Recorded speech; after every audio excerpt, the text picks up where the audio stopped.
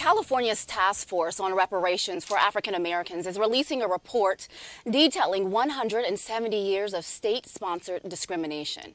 The 600-page report describes segregation, racial terror, and mistreatment of Black people through housing policies as well as political oppression.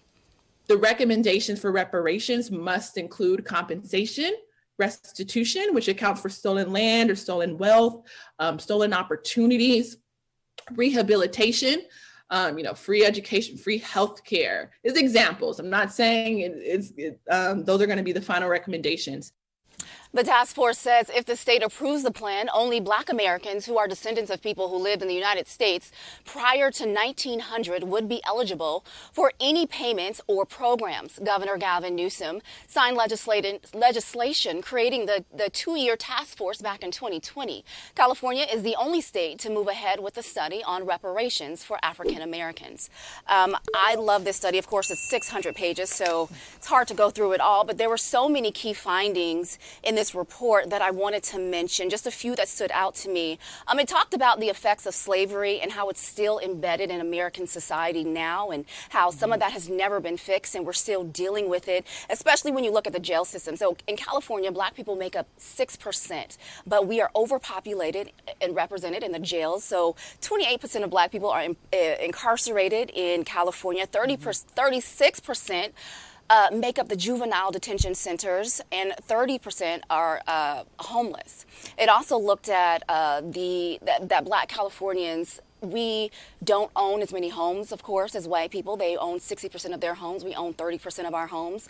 But what really got me to was the recommendation. So they were saying some of the recommendations, because when we think of reparations, we think of money, and it doesn't always have to be money. So some of that could be creating a mortgage program that would guarantee low interest rates to Black people, free health care, free tuition for California universities and state colleges, and scholarships for high schoolers who want to go to college outside of California. I love all of that. And to oversee this, they were saying there should be like a cabinet level secretary that can build their own staff, who could do the research so they could investigate and determine who would be eligible to qualify for all of this. Mimi, I think this report is absolutely amazing. Like you said, 500 to 600 pages, so there's no way that everyone can absolutely know every little intricate detail besides the people who created it. But I prefer, actually, I've never been a reparations, I'm not going to say I haven't been a lover of reparations. So far, the reparations movements that have come out of California, out of Illinois, have not moved me thus far, because they seem like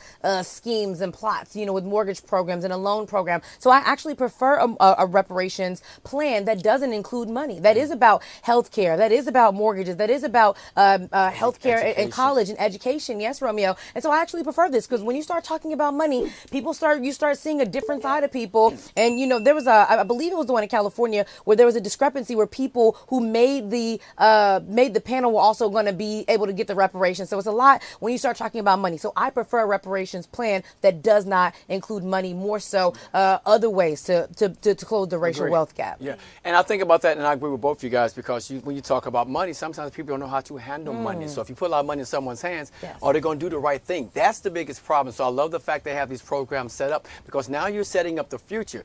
Also, when you talk about this, and we bring up this is the more and more we talk about reparations, but yet we still talk about how some schools don't want to teach you about the 1619 project, things of that nature.